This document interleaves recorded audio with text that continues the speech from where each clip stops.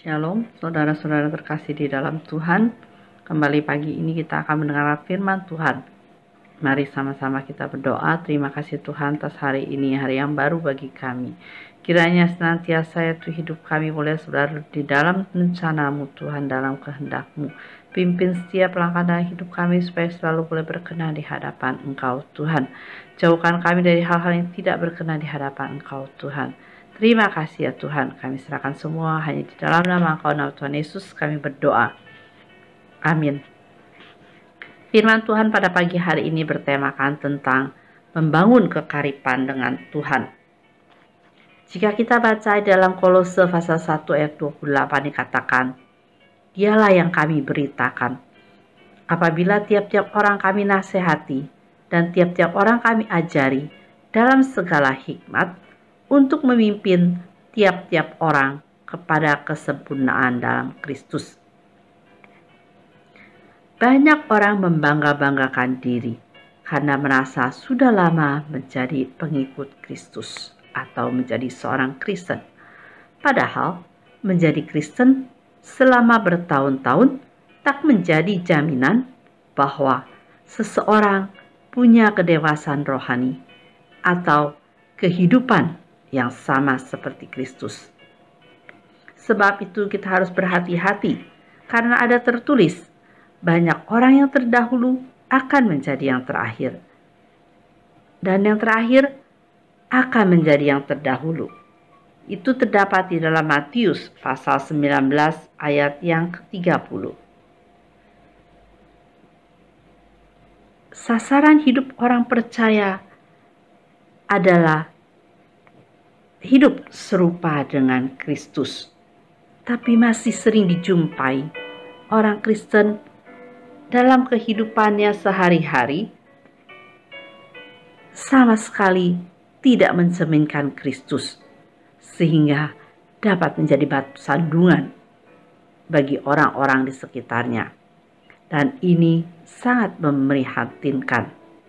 Di dalam 1 Yohanes pasal 2 ayat 6 dikatakan, Barang siapa mengatakan bahwa ia ada di dalam Dia, ia wajib hidup sama seperti Kristus telah hidup. Hidup sama seperti Kristus adalah hidup inilah yang Rasul Paulus terus usahakan dan perjuangkan. Seperti dikatakan tadi dalam Kolose pasal 1 ayat 29, itulah yang kuusahakan dan kupergumulkan dengan segala tenaga sesuai dengan kuasanya yang bekerja dengan kuat di dalam aku. Seperti apakah gaya hidup Kristus? Yaitu yang pertama, kita harus memiliki Kristus dan memiliki kepersekutuan yang karib dengan Bapa. Yang kedua, Kristus taat melakukan kehendak Bapa. Oleh karena itu kita juga harus taat melakukan kehendak Bapa.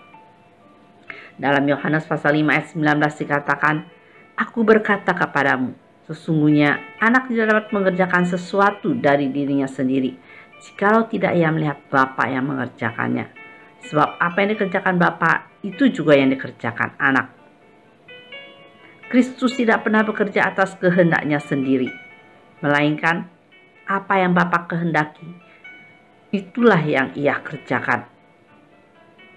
Makananku telah melakukan kehendak Dia yang mengutus aku dan menyelesaikan pekerjaannya. Ini terdapat dalam Yohanes pasal 4 ayat 34. Sebagai pengikut Kristus adalah wajib bagi kita untuk meneladani Kristus. Mau tidak mau, suka atau tidak suka, kita harus menyediakan waktu untuk bersekutu dengan Tuhan. Berdoa harus menjadi gaya hidup kita sehari-hari. Jangan hanya mencari Tuhan ketika kita sedang dilanda masalah saja, tetapi jadilah pelaku firman-Nya.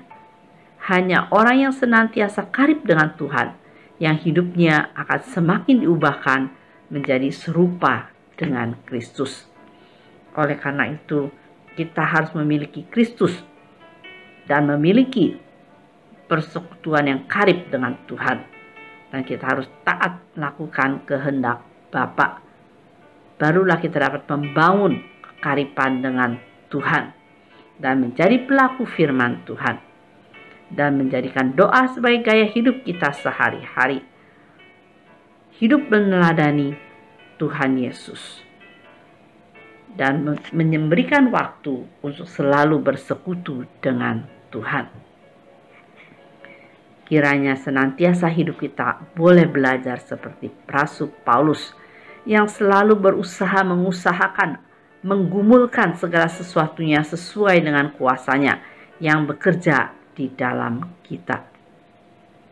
Kiranya Tuhan Yesus memberkati. Mari sama-sama kita berdoa. Terima kasih Tuhan atas hari ini Tuhan. Kiranya senantiasa hidup kami Tuhan boleh berkenan di hadapan Engkau. Kiranya kami boleh punya waktu untuk selalu membangun kekaripan dengan Engkau Tuhan. Pimpin hidup kami mempunyai waktu untuk bersekutu dengan karib dengan Engkau. Dan supaya hidup kami ya Tuhan boleh taat melakukan kehendak Bapa. Ya Tuhan, menjadi pelaku firman Engkau Tuhan.